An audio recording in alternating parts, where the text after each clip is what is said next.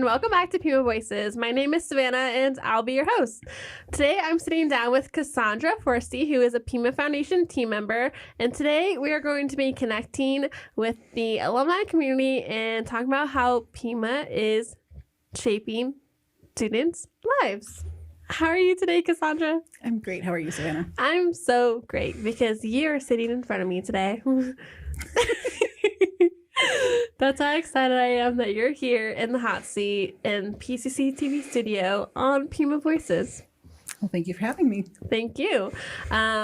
So I'm excited to have you on because you, like me, are an alum, as many people who are on the show, of the college, and you are a Pima Foundation scholarship recipient. You work for the foundation, and so you have a really lovely journey that involves Pima, and it's still involving Pima. And so I was like, she's a great person. And honestly, I think a lot of people need to know more about our team members. I think there's a lot of us like behind the scenes that they don't know about. And you're like really behind the scenes. Mm-hmm. Most definitely. And so it's great to actually see like who is working at the foundation and actually put a face to the name. And so it was your turn. So now you're here. So for those who don't know, who is Cassondra at Pima Foundation? So I am the bookkeeper / administrative assistant. I started with the foundation June 3rd of last year. So we're almost coming up on a full year. Oh, it's almost your anniversary. It is. And it has been a wonderful, stressful, growing.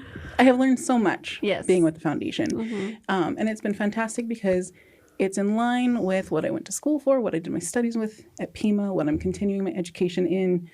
And to be able to put into practice what I learned and to be able to connect the dots, because there were things that I knew before coming to Pima and working with those things, but somebody just told me how to do them and they didn't actually make sense as to why those things were the way that they were. So being able to do the studies at Pima and understanding how things work and how they relate to other things and how it as a whole for like a business or an organization, how they all come together and give us a bigger picture of how well the organization is doing.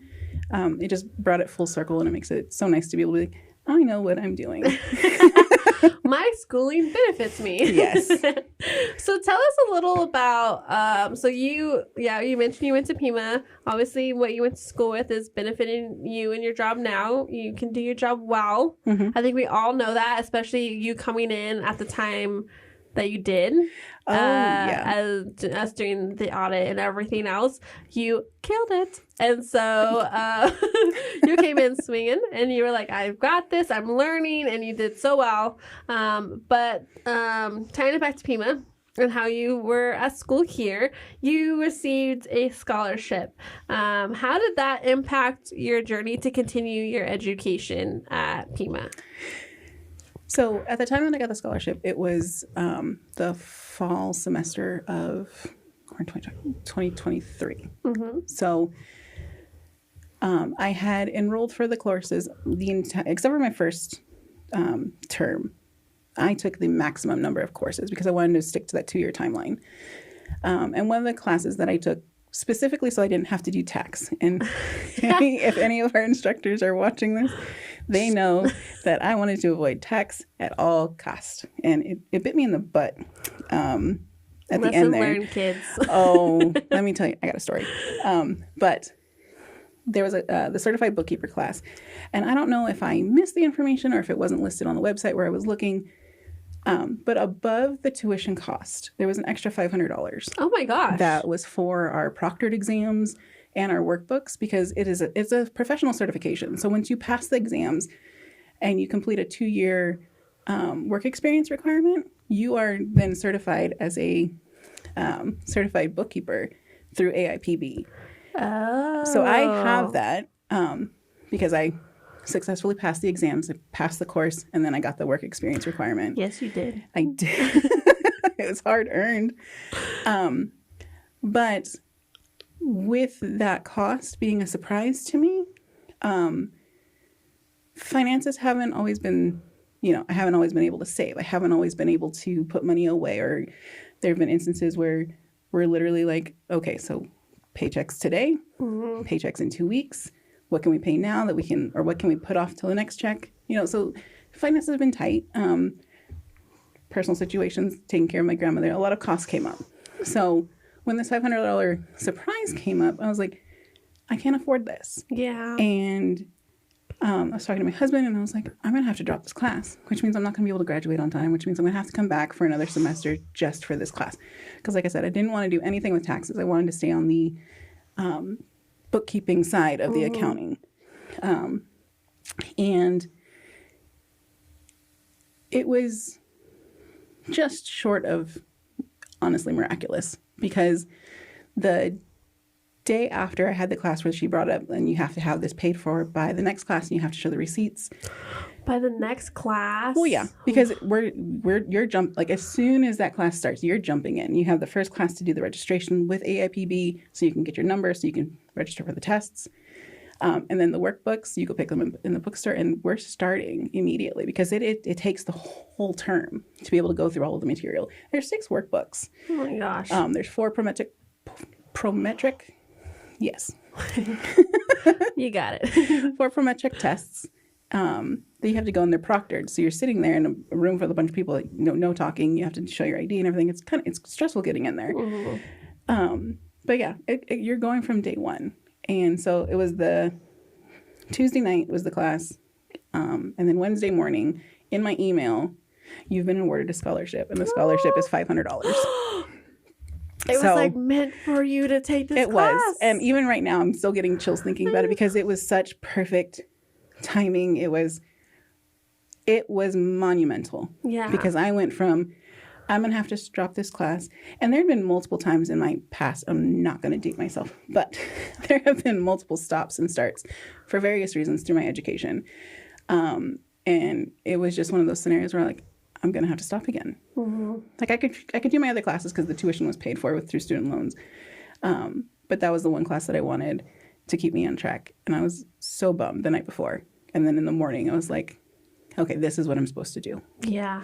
I mean, we've talked about it in the past on the podcast, like with George and Carla, like a lot of people's educational path isn't linear, you know? And so having this, like, yeah, sometimes life happens and you have to take a break from school, come back, this and that. But, like, once it lines up, it's going to line up and it's all going to work out in the end, right? And so, like, it just lined up and it all worked out for you. And it came at the perfect timing. And a lot of that is scholarships in general. They come at the perfect timing. Students can't afford always to go to school. Like, education to me is something that's so wild that it costs so much money, because I feel like every single person should have a chance to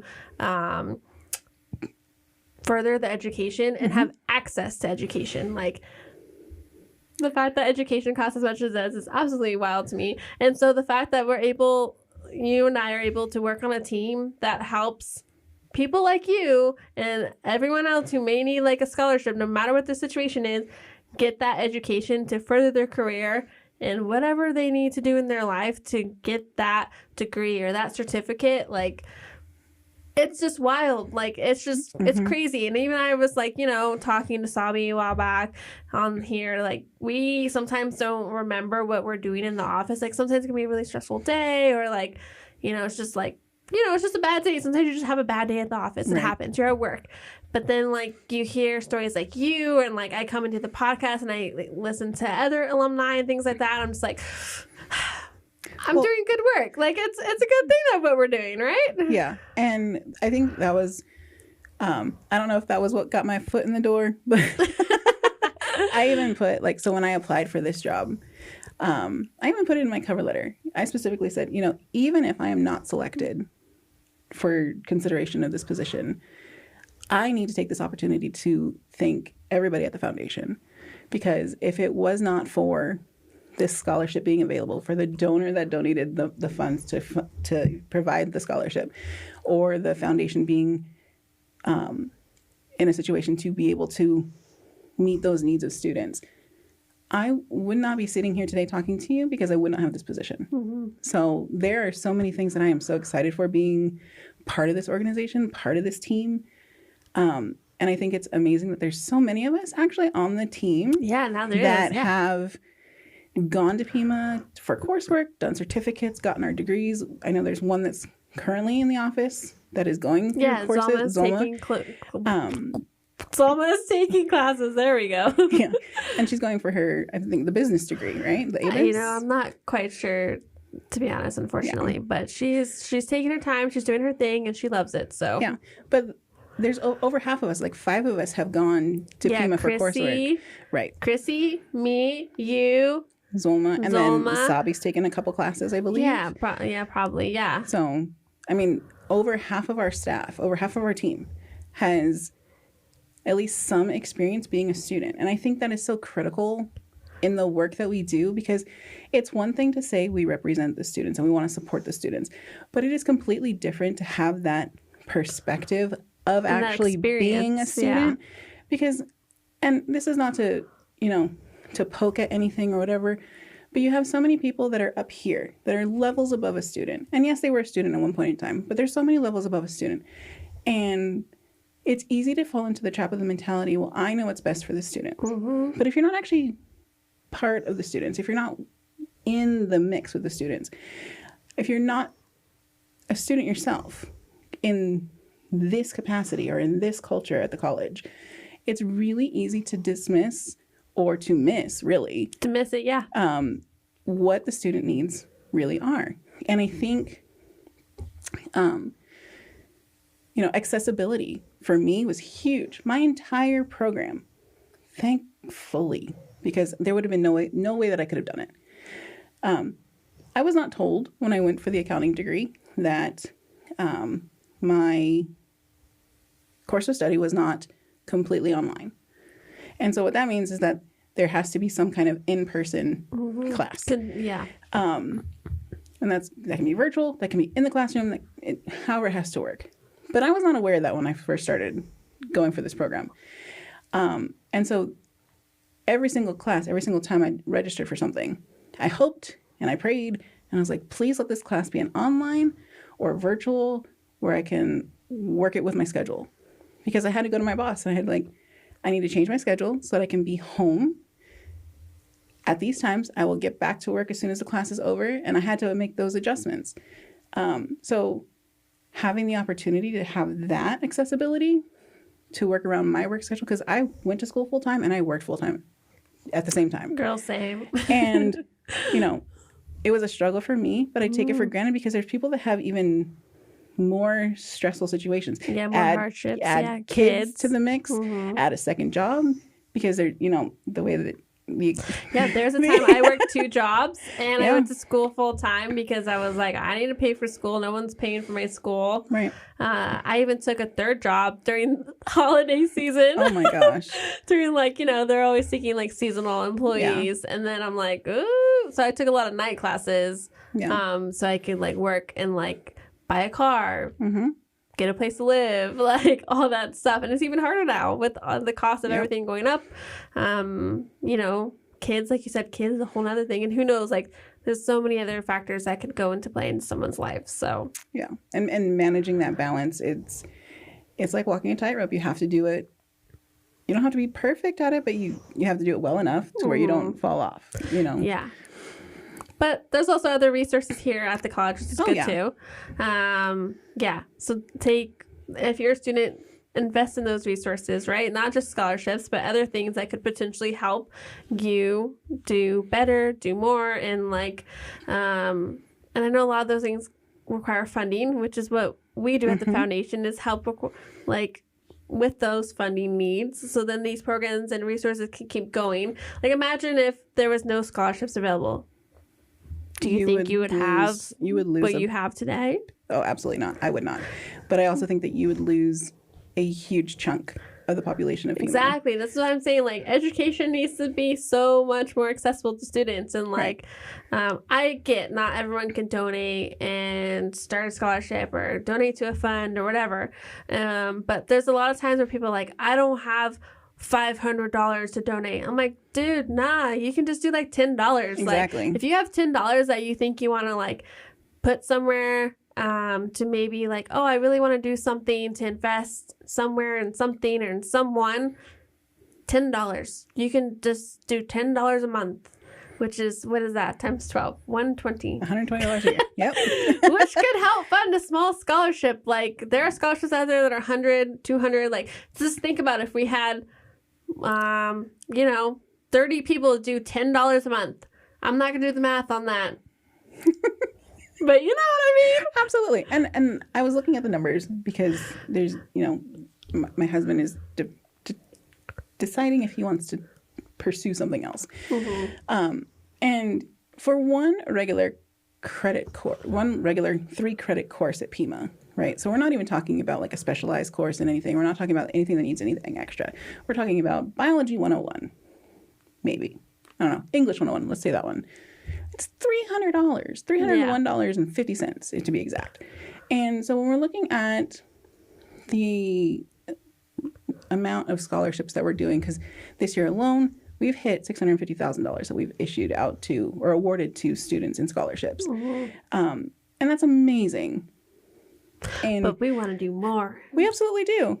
But we need the resources to get there. We need students to apply. And that's another thing. So like when students are applying for this, there is absolutely no harm to yourself. There is nothing. Yeah, just do it. Exactly. Just do it. Just do it. Just do it. There's literally no downside to it. The only downside that you could possibly have is that you don't get selected. Exactly. Which is a bummer. It's going to happen. But it doesn't make your situation worse. Mm-hmm. Like you're in the same boat that you were in before you did it. And the upside is that you get selected and the downside is that you don't. But scholarships there's always a cost to somebody.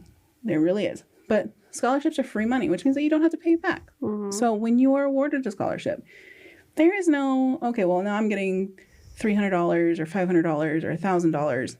Now I have to figure out how I'm going to pay that back after I'm done with my school, like student loans. I'm currently going for my bachelor's. So now I have more student loans on top of what I had from Pima, what I had from my previous attempts to get my degree. So when I'm done with school, there's going to be a hefty bill of student loans that I have to pay back. Scholarships, you don't. Scholarships is a gift to you. Please enjoy the journey with your education. And that's really what a scholarship. Someone believed in you. Someone's willing to invest their money, invest in students, because they know that money is going to turn that person's life around. And basically, it works out for everyone, because if that person can get that scholarship, go to school, get a good job, it keeps everyone thriving. It keeps their family thriving. It keeps the city thriving. Like, it all comes together, right? And so, like, what would you say, Cassondra, to a donor, if a potential donor considering giving to the foundation?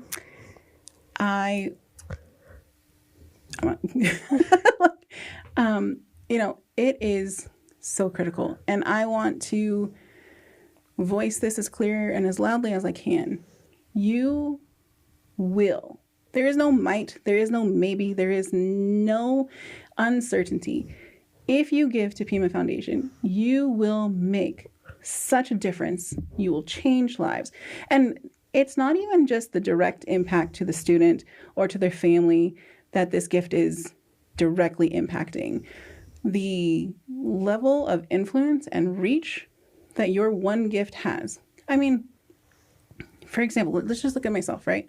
So one $500 scholarship a year and a half ago, right, allowed for the opportunity for me to sit here today. So at the time, that $500 directly impacted me, directly impacted my husband. I took part in that class. So my story, my perspective, my learning was impacted by the students in that class. I impacted them. From there, now we're going broader, right? I now work at the foundation. So the impact of that is now feeding into my work at the foundation. The reach is even greater. Right. And so while you're giving to one person or one individual or one select group of people, however many that may be, it could be 1, it could be 5, it could be 100. The reality of it is that it doesn't stop there. Mm-hmm. You are going to, with one gift, or however many gifts you choose to give, please give more. But actually, but with those gifts, you have the potential to reach, and this is not just some far-fetched number, you have the potential to reach millions, because if somebody is in the right role, where they are dealing with the public, where they are taking care of people, where they are touching different lives, they're not going to touch the same life every day. They are going to, your influence is going to directly impact them, and they are going to then impact millions. Mic drop. Would you like my seat? Because you can take it now.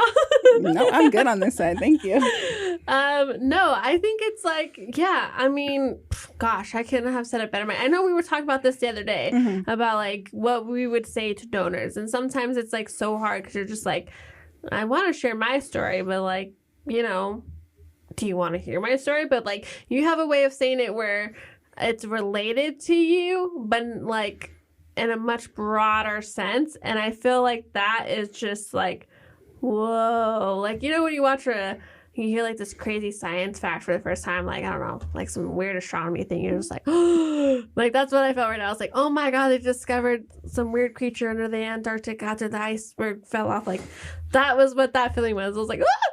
What? Like, that's the feeling that people should have when they realize, like, where their money is going. I know my analogy probably made no sense right now, but, like... I got it.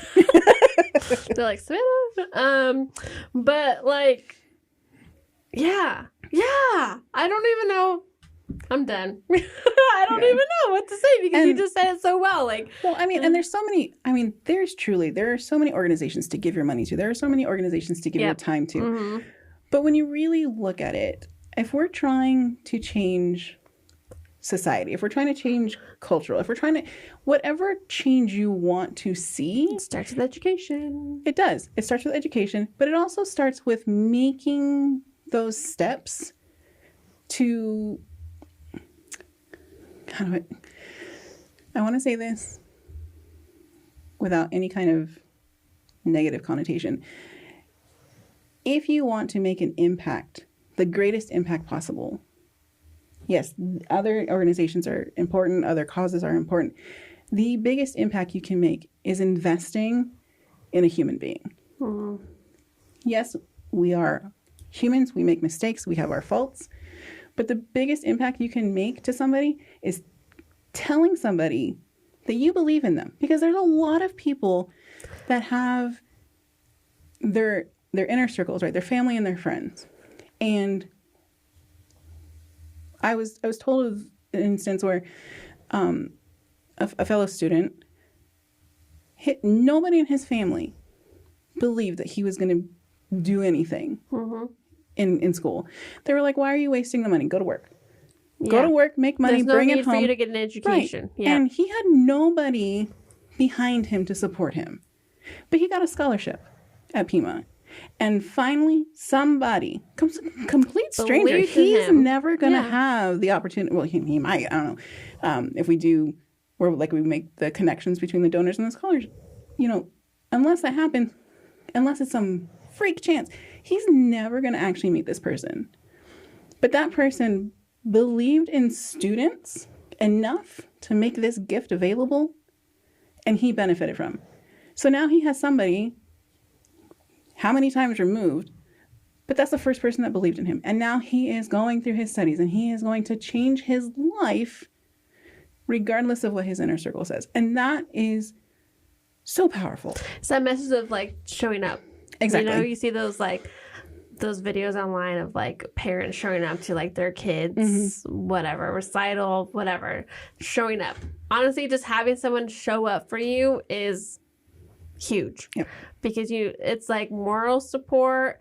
It helps you. It just helps like everything. Just having someone know like, okay, maybe you're right. Maybe mom or dad or whoever in your life is just like, what are you doing? That's stupid. And then that person's like, no, you get a scholarship. Like that person is going to then be like you said, now everything has completely changed. It's going to help them do better in school because they know that they can succeed. They got something to help them succeed. And then they're just going to keep thriving, as we like to say it. Cassondra, you may have my seat. It is now yours. I am so happy that you came on here and you were able to talk. Like like I said, we were talking about this the other day, and like, you always have, like, I even said this to Sabi, like, everyone has such a unique way of expressing, like, why they work at the foundation, why they do, what their story is, what their backstory, like, whatever. But, like, hearing it from everyone else, and, like, you just have such a way with words. You left me speechless. And yeah, I'm speechless right now. I don't even know what I'm saying. I'm just saying your words are amazing. And I think it's also something that maybe donors don't hear all the time. Mm-hmm. And how thankful we are. I mean, we say thank you all the time. Like, no, thank you. But like, hearing the message behind it isn't always heard. Right. Is for you to share your story and then also shape it in a way that maybe more people can understand what that impact is like. Is a message that should be broadcasted on national news. I'm good. I'm good with baby steps. On KO9. No, but yeah, I really hope that like our community listens and hears what we've had to say today and like understands, like maybe it clicks a little bit better, like why we do what we do. Mm-hmm. And like what that mission is and what it's like and what Pima can do for students and etc. And so thank you. You're welcome. Was there anything else you had to say before we end? We could talk forever, but you know, time. Oh, I definitely could. I really want to just share one more story because she inspired me. So the foundation did it's called a ripple effects mapping mm-hmm. last year. And because I was a scholarship recipient, I was able to be part of this. And it was really amazing because there was a group of like, I want to say 15 of us that were in this one group. And there were different groups. But in my group specifically, we had one student and she was talking about how her dream was to become a nurse. And we all know that, you know, the nurse shortage is only getting worse. And it's the truth with everything. Teaching, healthcare, all of the core areas that we need in society to function properly and to be able to keep progress going, they're being hit really hard right now. And so, first off, the fact that she wanted to be a nurse, kudos to her. But she told her story, and so like we were collectively told to create a title for her story, right? And so as a group, we decided that her story was going to be titled Unchained.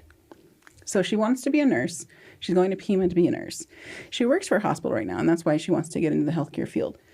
But the thing that she expressed was that she could easily have gotten tuition assistance through her employer, right? So her hospital offered her to pay for her entire coursework education. The catch, though, is that she now, after graduation, would have to commit to working with them for 5 years. And she was offered a scholarship. So now she, quote unquote, does not have to be shackled to this hospital because she has a scholarship. And now she gets to enjoy her journey through her education. She gets to achieve the goal that she has of becoming a nurse. But she does that without any catches. And she was saying, you know, I have a great boss right now, but I am not an RN. What is to say that if I move to being a nurse, that I'm going to have an equal or greater boss? Am I going to have a worse boss? And, you know, am I going to want to be here in 2 years when I still have 3 years left of my requirement, you know? So opportunities like that as well. You are giving people the opportunity to make their own choices, take their own journeys, and better their own future on their terms. Well, I think we can both agree that the work we do and the support we have from community members, from donors, from the college, like it's, I say it all the time, transformational, mm-hmm. but there's no other word for me to say it. And so I really appreciate you sharing all that stuff because, not stuff, all those stories. See, I'm a blabbermouth. You have such a way to say it so much better than me. I'm like, stuff, but stories. All these amazing, in all seriousness, all these like amazing stories in real life scenarios of like what we do is we're not sitting around twiddling our thumbs. We are working really hard to make sure we can give every student access to education as much as possible. So thank you for sharing everything that you did today. I appreciate it. And I hope everyone else does too. It's been an absolute pleasure. Thank you so much. Well, thank you, Cassondra. And if anything that Cassondra has said today or anything that we've discussed and you are willing to invest in the college and with us at Pima Foundation, you can give us a call, 520 206-4646. Visit our website, pimafoundation.org. You can contact any of us via email. It's our first name at pimafoundation.org. We'd be willing to connect you with the right person and have that discussion. So thank you guys for your time. I hope you enjoyed today's episode, and I will see you next time. So until then, thank you.